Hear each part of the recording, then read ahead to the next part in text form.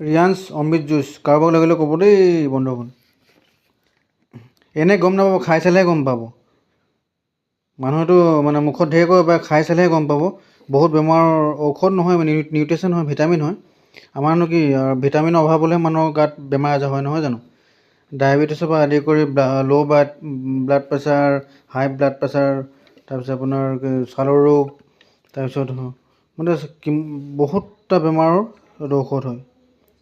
সেইকাৰণে কৈছোঁ, মোৰ ওচৰত আছে, আপোনালোকে খাই চাব পাৰে। এটা 2000 টকা হয়। আপোনাৰ 6টা যদি একেলগে লয় 6600ত পাব, মানে 1100কৈ পাব। আৰু ছিংগুল কেইটা ল'লে 2000।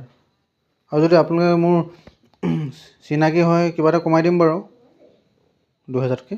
খালি 6টা যদি লয় একেলগতে আপোনাৰ হেৰি হ'ব, 1100কৈ পাব, মানে 6টা 6600 টকাত।